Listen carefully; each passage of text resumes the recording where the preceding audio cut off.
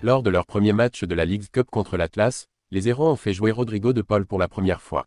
Avant de continuer, prends le temps de souscrire et appuyer sur la touche de notification pour les futures vidéos. Après sa première apparition officielle samedi dernier, le milieu de terrain argentin a enfin enfilé le maillot rose de Javier Mascherano. Je suis très à l'aise et très heureux à l'Inter. J'espère que ce ne sera que le début d'une longue série de victoires, a dit De Paul.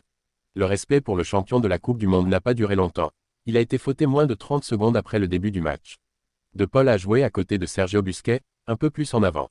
C'est un rôle qu'il a aussi avec l'Argentine, mais dans le système 4-4-2 de Mascherano, il était un peu plus au centre. Malgré une pré-saison pas très bonne, De Paul a montré qu'il avait confiance en lui et qu'il était efficace. Il a réussi 54 passes sur 58. Comme prévu, leur complicité avec Lionel Messi a été impressionnante. Les deux joueurs se sont toujours aidés, montrant la belle connexion qu'ils ont créée dans l'équipe nationale. En général, je n'ai pas de soucis avec les pauses. Je m'entraîne et je reste toujours actif. Je ne savais pas si je pourrais jouer tout le match de 90 minutes, a-t-il avoué. À la fin du match, alors que le score était 1-1, De Paul a presque marqué le but de la victoire. Il a fait une très bonne passe à Messi, mais Messi a raté l'occasion de marquer face au gardien de l'Atlas, Camilo Vargas, dans un duel en 1 contre 1. Et ce n'était pas fini. Pendant le temps additionnel, après déjà plus de 5 minutes, De Paul a fait une passe précise à Messi. Messi a commencé le mouvement qui a mené au but gagnant de Marcelo Weigand. Rodrigo De Paul a montré qu'il était prêt à jouer un rôle important à l'Inter Miami, même avec presque pas d'entraînement. Je veux aider Messi à gagner des trophées, c'est le plus grand de tous les temps. J'ai eu la chance de jouer avec lui pour l'Argentine et de gagner beaucoup de titres.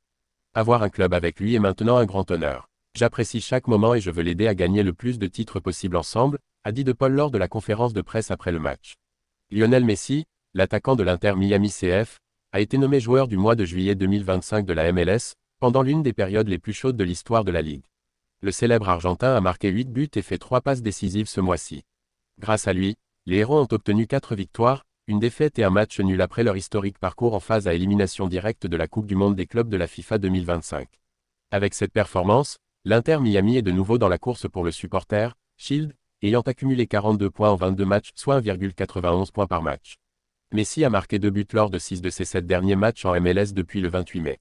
Avec 18 buts et 9 passes décisives cette saison, il est devant Sam Surridge du Nashville SC dans la course au soulier d'or, grâce au premier critère de départage qui est le nombre de passes décisives.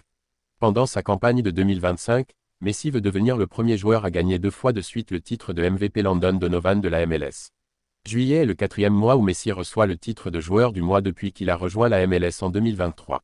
Il est maintenant au 6e rang dans l'histoire de la Ligue. Il est seulement devancé par Chris Wondolowski, 7 Landon Donovan, 6 Joseph Martinez, 6 Carlos Ruiz, 6 et Luciano Acosta, 5. Messi a gagné ce prix plus tôt cette saison pour mai 2025 en marquant 7 buts et en faisant 4 passes décisives.